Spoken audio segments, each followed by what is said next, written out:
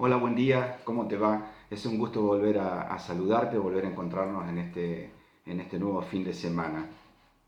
Estamos tratando con la historia de Daniel. Recordad que venimos hablando acerca de prosperar en Babilonia.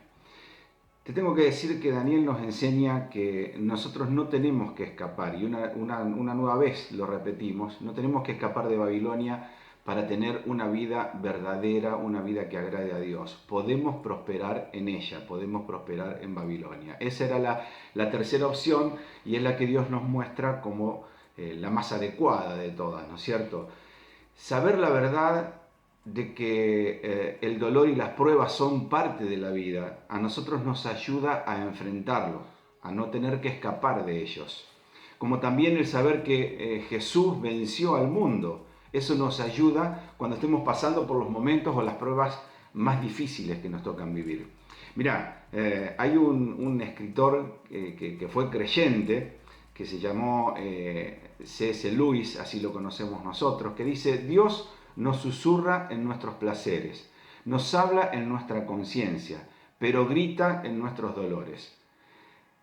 Es su megáfono, dice Lewis, para despertar a un mundo sordo. Muchas veces somos parte de este mundo que no escuchamos, que no le prestamos atención a lo que Dios nos quiere decir, y Dios de alguna manera nos tiene que llamar la atención.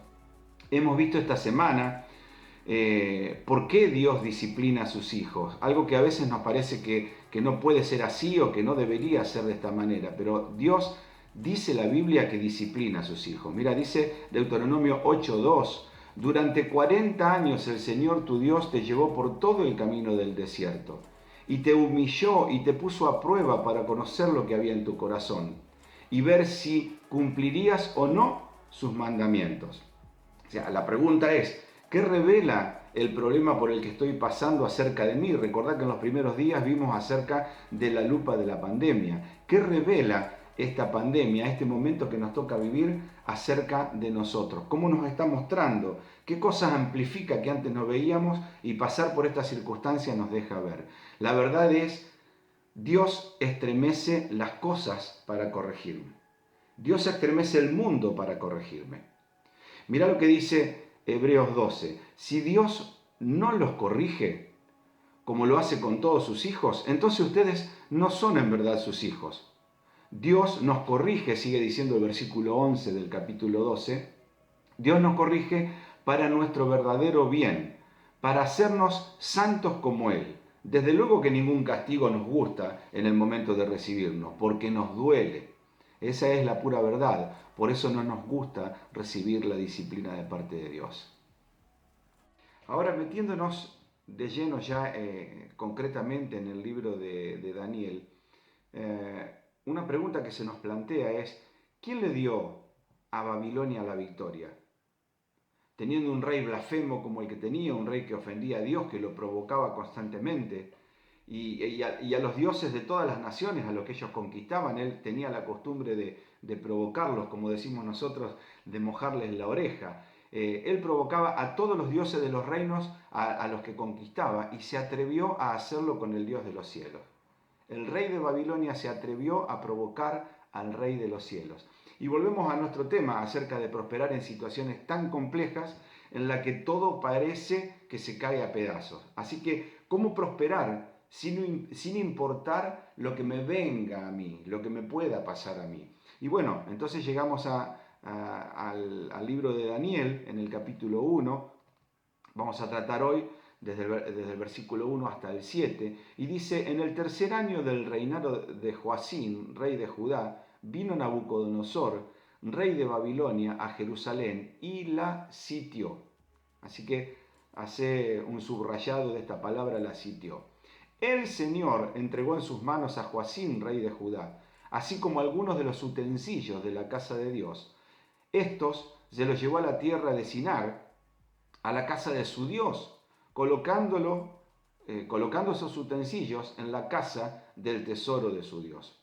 Así que Daniel y el pueblo dice que fueron sitiados. Esta es la situación. A veces nosotros nos sentimos sitiados y nos sentimos acorralados como el pueblo de Israel en ese entonces. rey de Babilonia, los sitió. Estamos acorralados. Y dice la palabra de Dios que Dios le dio la victoria a Nabucodonosor, rey de Babilonia. ¿Quién le dio la victoria? Dios se la dio. La palabra de Dios es clara. Dios le dio la victoria a Nabucodonosor. Es decir, que Dios a veces usa a líderes paganos para disciplinar a sus hijos. Mirá una cosa, Faraón, Ciro el persa, Darío el medo y Nabucodonosor, en estos casos, fueron utilizados. Y es claro que Dios a veces usa líderes paganos para que se haga su voluntad, para hacer cumplir su voluntad. Él dejó que Nabucodonosor, rey de Babilonia, disciplinara a su propio pueblo, Israel. Y sigue diciendo la palabra, entonces el rey mandó a Aspenaz, jefe de los oficiales, que trajera a los israelitas a algunos de la familia real y de los nobles. Estos jóvenes no debían tener defecto alguno, serían de buen parecer, inteligentes en toda rama del saber, dotados de entendimiento y habilidad para discernir y que tuvieran la capacidad para servir en el palacio del rey.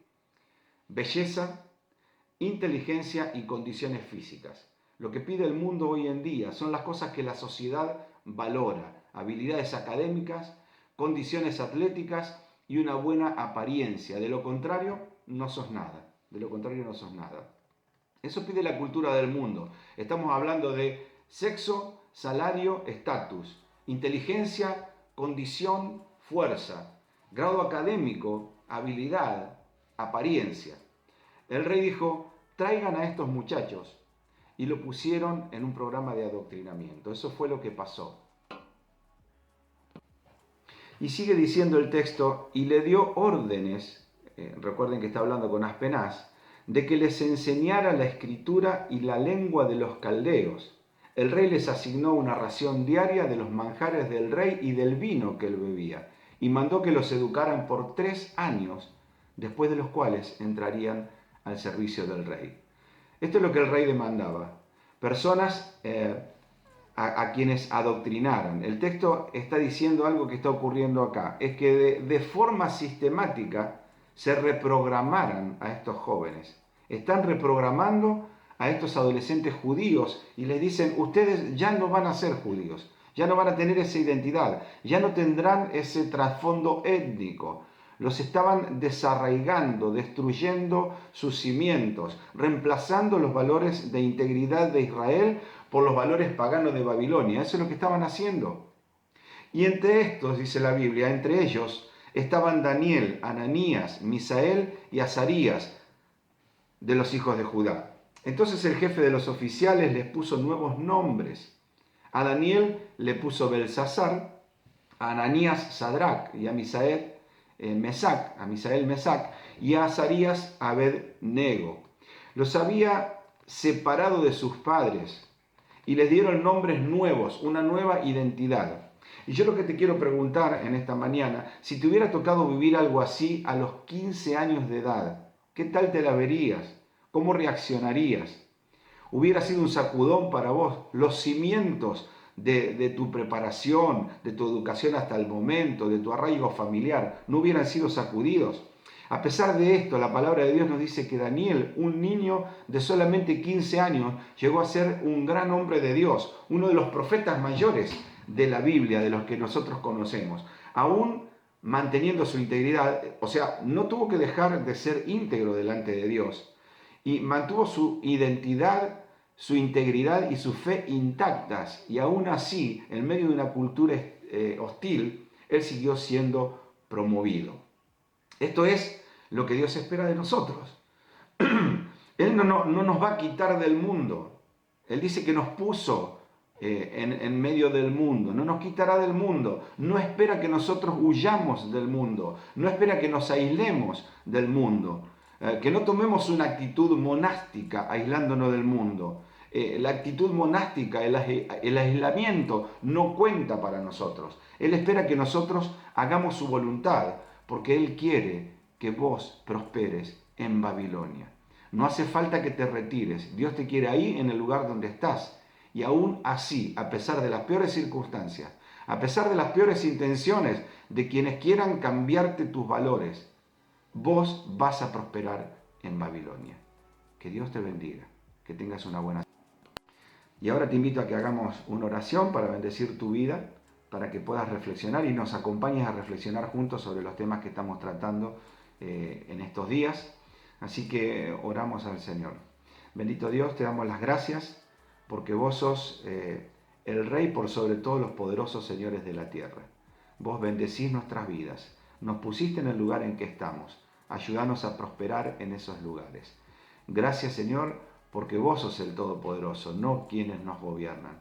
Y vos estás al control de todas las cosas. Te pedimos que en esta semana nos guardes, nos bendigas, que en este aislamiento que estamos viviendo nos hagas prosperar, nos hagas valorar la comunidad y mantenernos entre nosotros comunicados, valorándonos, motivándonos, incentivándonos, como dice tu palabra, al amor y a las buenas obras.